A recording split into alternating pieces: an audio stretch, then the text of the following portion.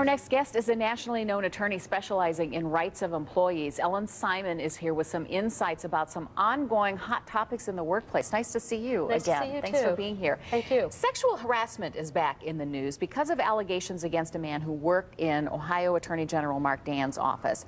So we want to talk today about what this is. We were just discussing that, you would think everybody's kind of up to speed on this and that they understand what the rules are and where those lines are drawn and that you shouldn't cross them, but it happens all the time. It does happen all the time, and we do hear a lot more about it in the news recently, but while people are aware that sexual harassment is against the law, it is still very prevalent, unfortunately, in the workplace, and most women, simply endure it, frankly. Looking at the definition guidelines, what constitutes sexual harassment? Well, there's really a wide variety of conduct that can constitute sexual harassment, and there are no bright lines, but it can be verbal conduct, physical conduct, inappropriate touching, asking for dates, hugging, groping.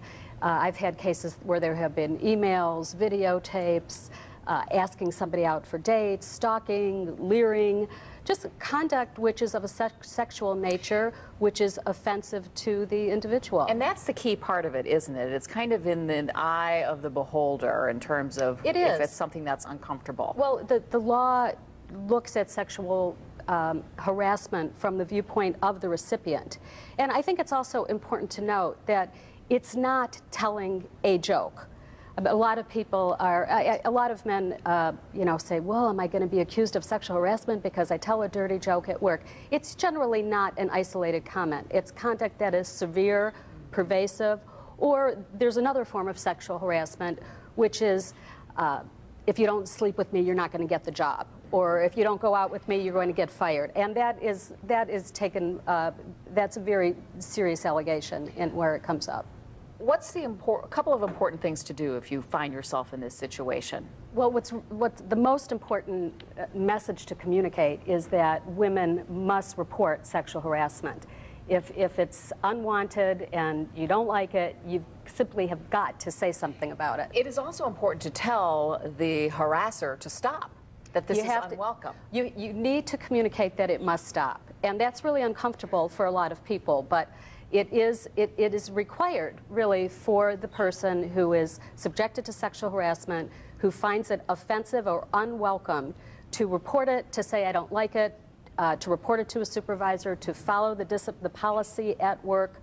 Most companies do have a policy at work, should have a policy at work, and those steps must be taken. We just have a few seconds left, but I wanted to get an update on Ohio's proposed maternity leave rules, which would sort of trump the Family Medical Leave Act in Ohio. Well, again, it's a very, very interesting subject and very important issue for women in Ohio, and that is that the Ohio Civil Rights Commission has proposed guidelines that would require all employers in Ohio to provide 12 weeks of leave for medical leave, for pregnancy.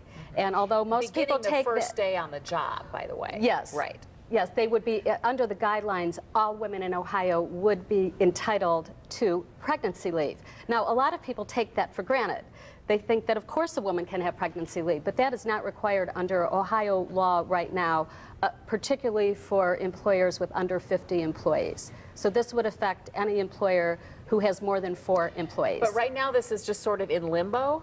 Right now, it has been proposed, and there's a committee in the legislature that has an opportunity to accept it or to invalidate it, at which point, and that I understand that that would be unusual, but that could happen. It would go to the full legislature for review. The story will have to continue to follow. Yes, it will. For sure. If you'd like more information or if you'd like to contact Ellen Simon, call 216-575-1002.